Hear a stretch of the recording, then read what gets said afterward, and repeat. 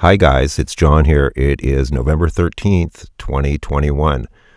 Well, it's been a while since I have recorded anything, and that has been really frustrating.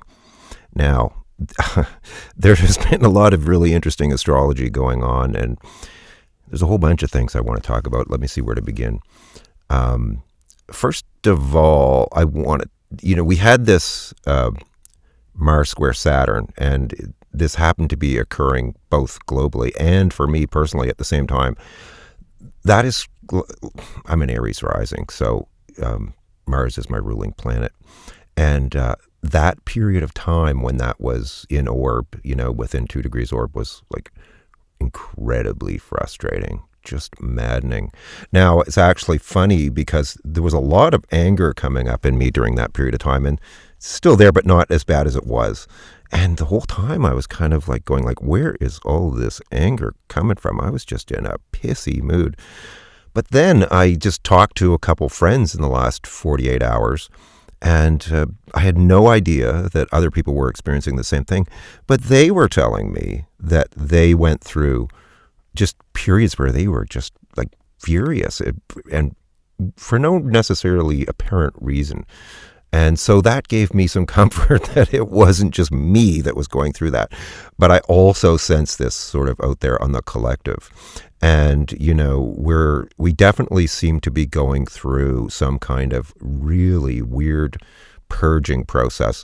And, I remain fairly aware of what's going on in my head and what I'm experiencing. I'm always sort of maintaining some perspective on what's coming up for me.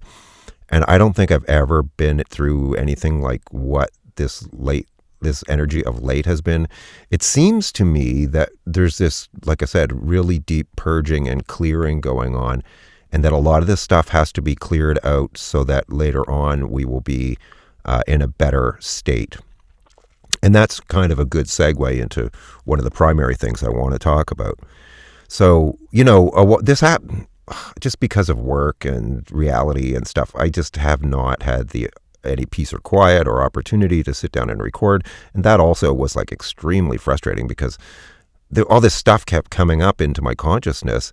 And then, of course, I would see other people talking about almost exactly the same thing, like within a few days. And I'm like, well, that's what I wanted to talk about. Not that I own it or it's my possession or anything like that. It's just that there's a couple things came out of that. One is that I realized that I'm a lot more claircognizant than I thought I was. And that's interesting because I always kind of knew I was claircognizant, but I don't think I realized to the degree that I was. And for many years, I've kind of been looking for, some kind of voices. And I do get those sometimes, but, on a more regular and direct basis, instructional voices, guides or whatever that I could chat with to sort of fill me in on what's going on, more sort of psychically.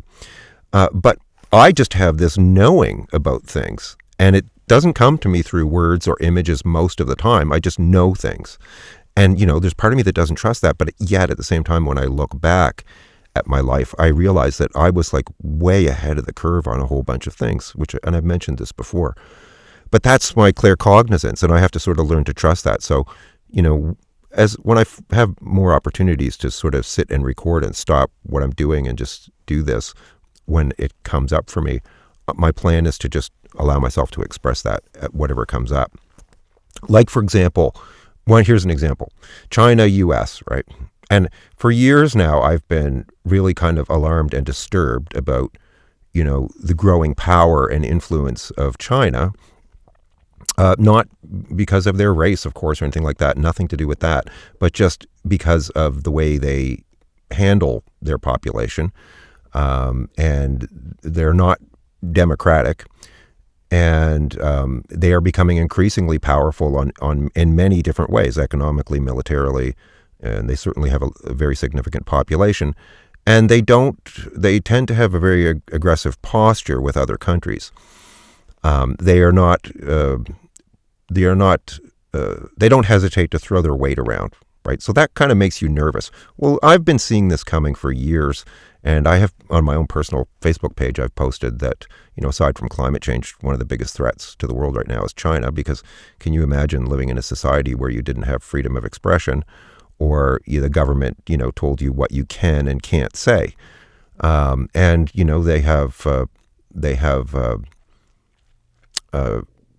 they have done some very brutal things to some ethnic minorities in that country, and they're still doing them now. Now, here's where this gets really interesting, because the U.S. is about to go through its Pluto return. It's coming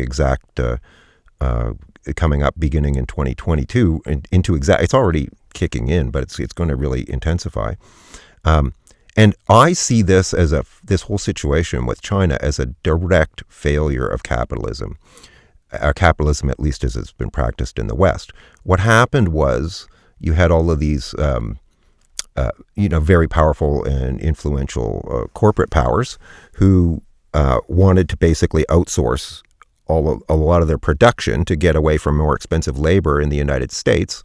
And so I believe it was under Clinton, they relaxed the rules about exporting production, and so this was all motivated by greed, of course, because they wanted to increase their profits.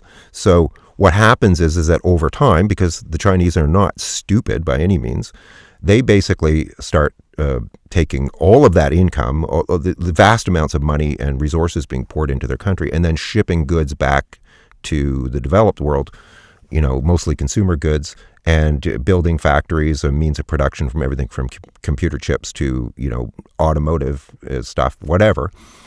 And now what's happened is that they have used all of that, all the profits from that to, and they're investing very heavily in very advanced military technology. And they also have vast amounts of money.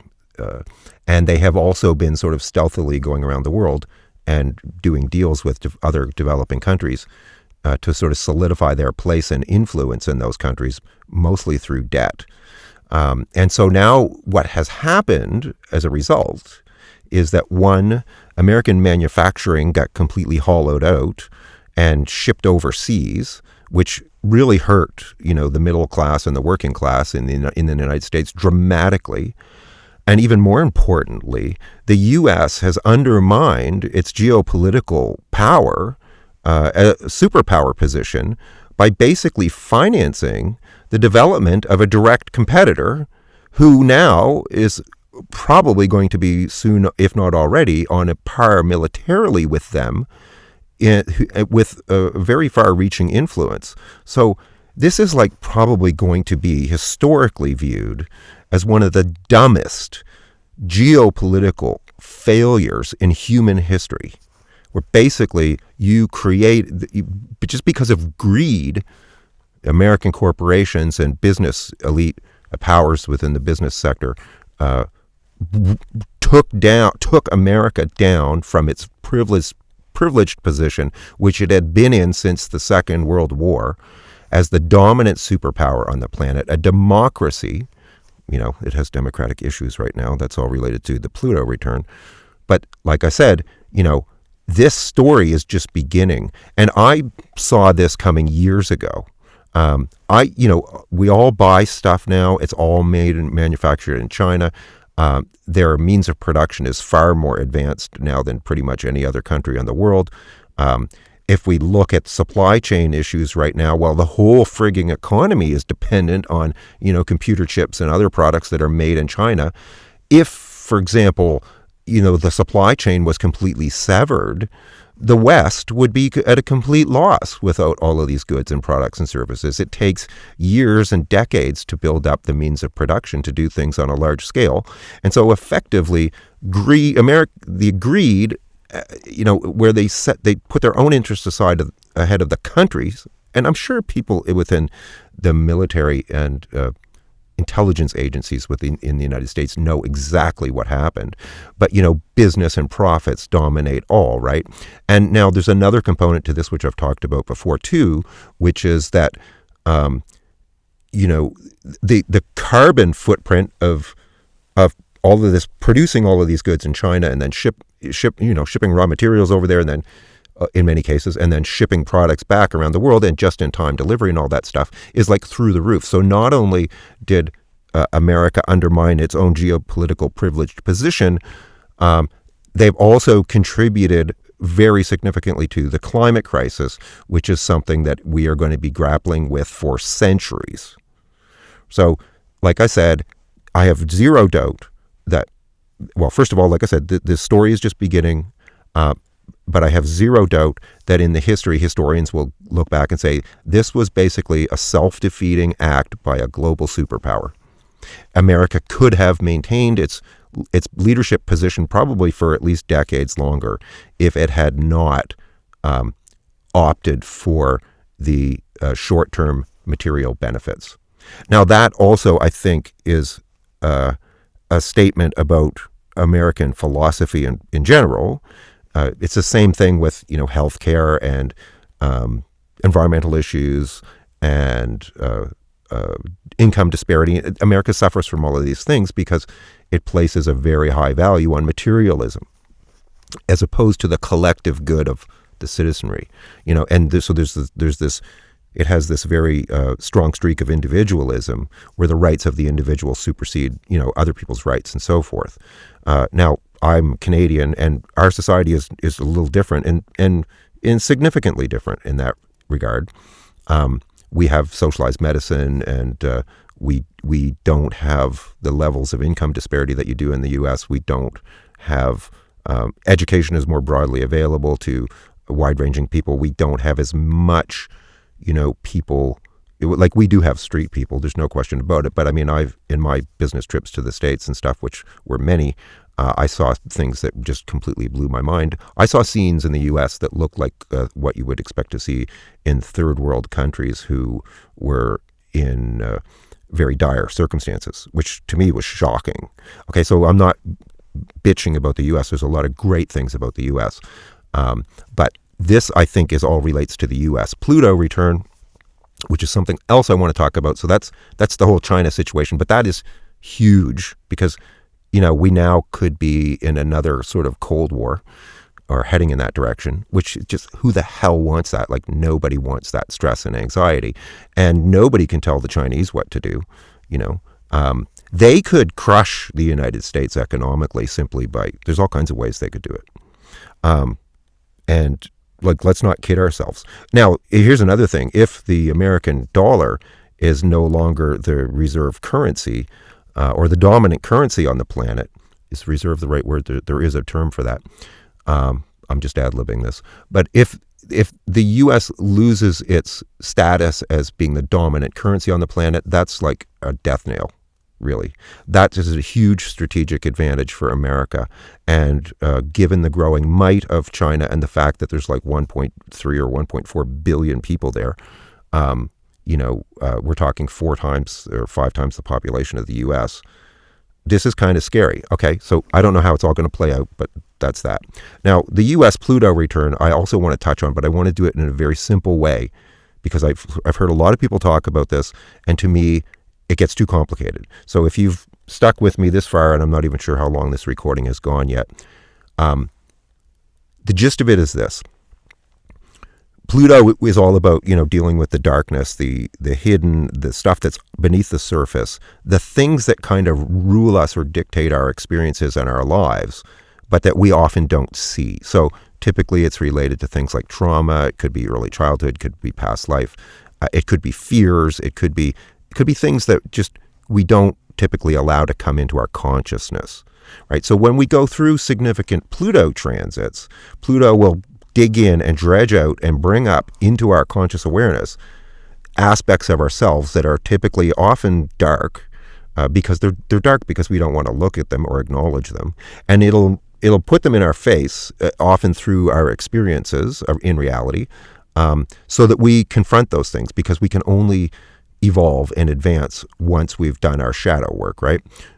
As long as those things are ruling us, what's in our subconscious, we are really sort of in a victim state. And ideally and ultimately, we want to be totally in control of our own reality. And so that's Pluto's basic role. Now, it can be very challenging because often, like I said, these things can be scary, they can be dark, they can be upsetting, they can be things that we have deliberately hidden from ourselves and from others. And so, when it becomes visible, that can be quite disturbing. And if it's really deep stuff that's really deep in your subconscious, it can be just upsetting because it can kind of make you feel like you're going crazy because you don't know where this is coming from. And it even can extend, I think, into past life things that we are completely unconscious of on a normal day-to-day basis. And so Pluto will bring these things to the surface so that we have to confront them and deal with them and heal them and resolve them. And if we look at what has been going on in the U.S. for the past few years, now Pluto's a very slow-moving planet. It takes 248 years to orbit the sun. So its transits are years long, and they wax and wane in intensity. The more precise it gets, the more intense it gets, typically. But if we look at what's been going on politically and socially in the United States in the past few years, and how friggin' crazy it is, like from the outside, the rest of the world kind of looks at the U.S. and goes like, holy crap, you guys are going nuts. Like, you're losing it. Like, you've got all of these people just acting in like really crazy ways. And there's this incredible polarization that's kind of because Pluto is extremely intense. You've got a lot of people who are just not like in touch with reality anymore. They're living in like alternate realities of their own fabrication or desires. And so, the roots of this would be things like slavery and racism and xenophobia and, disparity, poverty, all the fact that, there's repression of voting rights and all of those kinds of things. This is all abuses of power, and Pluto deals with power. Pluto is power, right? But if you abuse this power, you basically typically get bitten really hard. It comes around at you, right? So all of this dark, unresolved stuff that was never really dealt with before in America is being brought to the surface. The whole world can see it. And America at this point in time is like right in the middle of it. So it doesn't really have a lot of perspective on itself. And it probably won't for years to come. Like, I think in the future, say a decade from now, people will be looking back at this period in time going like, that was crazy, but, it allowed us to overcome and heal a lot of the things that had really been plaguing us and that had been swept under the rug for generations. Right? So, okay, chills right now, strong chills. So this is a cleansing and a purging, and it's ultimately healing. But when you're in the middle of it, it can just like literally look insane. So that's what's going on. So, the thing is, though, with intense Pluto transits, is that if you're in the flow of that energy, and you're willing to look at your dark side, and you're willing to actually do something about it, and not just look at it, but actually make changes, it can be incredibly liberating and empowering. If you're in resistance to a hard Pluto transit, and this is one of the most intense ones, a square would be very difficult, as would the opposition, but we're talking about the conjunction where Pluto comes back to the same degree that it was at when the country was formed. If you're in resistance to that energy, it'll kind of blow up somewhere or somehow, right? So you will, because that energy is so intense, it needs to express itself. And if it's not done in a healing way, it'll come up it'll come up by blowing up things. And I don't mean like that literally, I mean that figuratively. So you would have, for example, like in the worst case scenario, you would have the country break up and some states might leave and form, their own country or something like that. That would, like, the dissolution of the union would be the worst case scenario. I'm not saying that's what's going to happen. I don't think it will actually at all. But I'm just trying to point to, how this can go. So there's a large percentage of the population that is very much in resistance to actually even admitting that some of these really deep issues actually exist, much less that they need to be dealt with. Like that there needs to be social justice, for example, for all people, and that there needs to be, health care for all, and that there needs to be good education for all. and that there needs to, that the poor people, people who on the low end of the income scale need to be lifted up, and that we shouldn't have trillionaires, and billionaires who hardly pay any, if no, taxes, which is just effing insane. I'm sorry, I don't care. It's nuts. That is so stupid, right? So you've got, all these people getting paid like minimum wage, and yet there's some people who are walking away literally with tens of billions of dollars. It's nuts. So that's what's happening.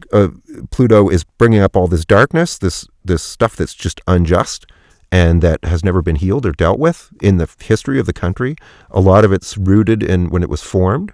And so this stuff is going to get purged and healed, or it's not. And then there's going to be something really, really dramatic will happen. And it'll be just a complete failure. Now, my example talking earlier about China is a good one, because that's a consequence of stupidity. I mean, that's business and corporate interests putting their needs ahead of the very nation itself and the people of the nation, the welfare of the nation. And now you have this situation where, your lunch is going to be eaten. I mean, it's so dumb, It makes sense from a purely materialistic perspective, but from a geopolitical or strategic perspective, it makes absolutely no sense whatsoever. And like I said, I think in history, it'll be viewed as one of the dumbest things a superpower ever did. And there haven't been many of them. Other ones like Russia, fell just because it was a house of cards. But this is kind of like a self-undoing or self-undermining. And that is, it's pointing out how that unfettered greed, the price of it. So, and also, the country has lost a lot of its credibility in the eyes of the world, in recent history, just because of the craziness politically and socially. So that's not that can't be recovered, and other countries are experiencing that too, but not quite to the same degree, I would suggest. Okay, I took a little break there, and then I realized that there's a couple other things I want to say about this. Now, one of the interesting things about this recent period in American history is that we have seen, and this is validated, this interference going on, mostly on the part of Russia, but by others as well, to sow division amongst the population. And so as a result, you have this country involved in this very intense sort of navel gazing, and I hesitate to use that pejorative, but it's also wrapped up in its own stuff that it's going through, that it's not really paying attention to what's going on around the world. And of course, its enemies, or those who are competing with it, are probably just wringing their hands in glee watching this unfold, this political and social dysfunction, because it creates this opportunity for them to continue to take advantage of the situation.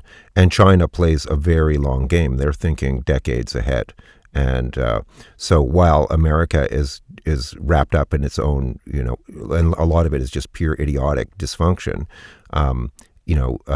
their adversaries are making hay like crazy.